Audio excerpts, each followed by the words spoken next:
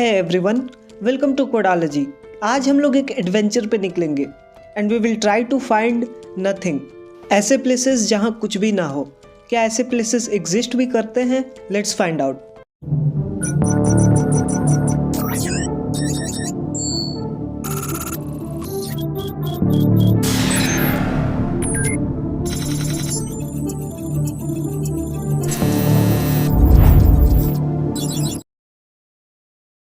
Look at this glass for an instance. अगर आप एक ऑप्टिमिस्टिक पर्सन हो तो आपके लिए ग्लास आधा भरा हुआ है, और अगर आप एक पैसिमिस्टिक पॉइंट ऑफ व्यू के साथ देखें तो ये ग्लास आपके लिए आधा खाली है। लेकिन फैक्ट तो ये है कि ये ग्लास पूरा भरा हुआ है, आधा हवा से और आधा पानी से। ऐसे ही हमारे आसपास बहुत सी ऐसी प्लेसेस हैं जिसे हम एम्प्टी बोलते हैं, but are they really empty और it's just limitation of our own perceptiveness. कम से कम हमारे एटमॉस्फेयर में तो ऐसा कोई प्लेस नहीं मिलेगा जो ट्रू नथिंगनेस को रिप्रेजेंट करता हो, क्योंकि जहाँ कुछ भी नहीं होगा वहाँ पे एटलीस्ट हवा के मॉलिक्यूल्स तो होंगे ही। और हमारा एटमॉस्फेयर बहुत ही ज़्यादा डेंस है। यहाँ पे सिर्फ 1 क्यूबिक मीटर में approximately 10 trillion molecules of air होते हैं। इन अदर वर्ड्स 1 सेप्टिलियन मॉलिक्यूल्स पर क्यूबिक मीटर, जो कि बहुत ही बड़ा नंबर है। तो अगर हमारे और नथिंगनेस के बीच में हवा आ रहा है तो चलो इस हवा को निकालने की कोशिश करते हैं। ऐसे प्लेसेस जहां हवा नहीं होता उसको वैक्यूम बोलते हैं, और स्ट्रॉन्गेस्ट मैन मेड वैक्यूम जो हम ह्यूमंस क्रिएट कर पाए हैं वो है लार्ज हेड्रॉन कोलाइडर वैक्यूम, जो कि परफेक्ट वैक्यूम नहीं है। इसमें भी अप्रॉक्सीमेटली 1 लाख एयर मॉलिक्यूल्स पर क्यूबिक मीटर होता है। हम जैसे जैसे अर्थ सरफेस से दूर जाते हैं अर्थ का ग्रेविटेशनल फोर्स कम होते जाता है।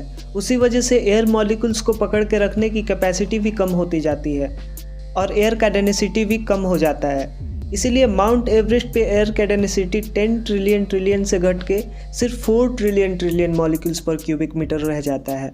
तो इससे पहले कि हम अर्थ के एटमॉस्फेयर को छोड़ के थोड़ा और ऊपर निकल जाए, हम लोग बात करेंगे आर्मस्ट्रॉन्ग लिमिट के बारे में।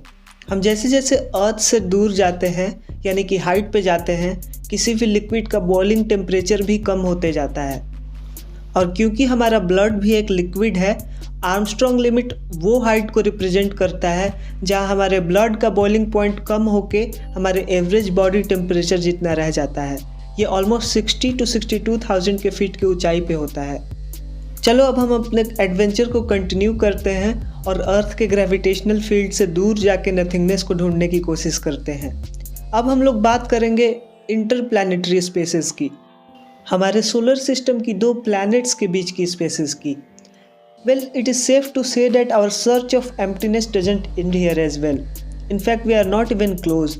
यहाँ पे 7 million molecules of air per cubic metre के साथ साथ बहुत सारी मासेस जैसे एस्ट्रॉयड्स और सन से निकली हुई बहुत सारी रेडिएशंस और फोटोन्स और भी बहुत कुछ है। So let's get to interstellar spaces, मतलब हमारे सोलर सिस्टम की बाहर की स्पेसेस की। यहाँ पे एयर डेंसिटी और कम हो जाता है, around 1000 molecules of air per cubic metre. Things will be interesting when we talk about intergalactic spaces, 2 galaxies के बीच की स्पेसेस की। यहाँ एयर डेंसिटी और कम हो जाता है, इतना कम कि यहाँ 1 क्यूबिक मीटर में सिर्फ 10 से भी कम मॉलिक्यूल्स रह जाते हैं। आई नो ये बहुत ही कम है, but it's still there, it's still something. So eventually we are billions of kilometres away from home, but we still haven't found our nothingness. But don't be disappointed, ये universe बहुत ही बड़ा है, तो हम लोग एक ऐसा एरिया कंसिडर करेंगे जहाँ कोई मास नहीं है, कोई एनर्जी वेव नहीं है, लाइट के पार्टिकल्स भी नहीं है और एयर भी नहीं है। तो क्या हम उसको ट्रू नथिंगनेस बोल सकते हैं? Well, hold that thought. This is where quantum particles come into picture. Heisenberg uncertainty principle एक ऐसे पार्टिकल का प्रेडिक्शन करता है जो बिना किसी मतलब के एग्जिस्ट करता है, बस इसलिए कि वो एग्जिस्ट कर सकता है, वो करता है क्वांटम फील्ड वाइब्रेशंस के वजह से। इनका नाम है वर्चुअल पार्टिकल्स। ये पार्टिकल्स पेयर में आते हैं और इंस्टेंटली गायब भी हो जाते हैं। एज एन एग्जाम्पल, जब इलेक्ट्रॉन्स बनते हैं उसके साथ साथ पॉजिट्रॉन भी बनते हैं। इनका मास सेम होता है और चार्ज ऑपोजिट। इनके बारे में डिटेल में हम कभी और किसी वीडियो में जानेंगे, क्योंकि ये खुद में ही बहुत बड़ा टॉपिक है। बस अभी के लिए हम बस इतना जानेंगे कि एम्प्टी स्पेसेस लाइक वैक्यूम ऐसे पार्टिकल से भरा हुआ है। मतलब वो हमारा कंसिडर्ड एरिया अभी भी परफेक्टली खाली नहीं हुआ। बट सपोज हमारे उस कंसिडर्ड एरिया में अगर वो पार्टिकल्स ना भी होते तो क्या वो परफेक्टली एम्प्टी होता? क्योंकि वहाँ पे अब भी स्पेस और टाइम तो है ही, फिजिक्स के सारे लॉज भी अप्लाई होते हैं। It sounds little weird but think about it. Einstein के जनरल थियरी ऑफ रिलेटिविटी से हमको पता है कि स्पेस टाइम कंटिन्यूअम मैलिएबल होता है। हैवी ऑब्जेक्ट्स जैसे स्टार्स, प्लैनेट्स इसको मोड़ सकते हैं, जिस वजह से ग्रेविटी काम करता है, जिसके वजह से टाइम डायलेशन जैसे कंसेप्ट आए हैं। So is it safe to say कि अगर किसी चीज़ का प्रॉपर्टी हमें पता है, इसका मतलब वो चीज़ भी एग्जिस्ट करता होगा? And is it safe to say that space और टाइम जब भी बने होंगे एक साथ बने होंगे?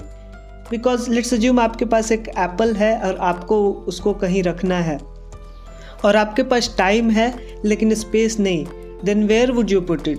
और अगर आपके पास स्पेस है लेकिन टाइम नहीं, then when would you put it? तो क्या आप किसी ऐसे प्लेस का इमेजिनेशन भी कर सकते हैं जहाँ कोई मैटर नहीं है, कोई वेव नहीं है, जहाँ स्पेस और टाइम भी नहीं है? It sounds impossible, right?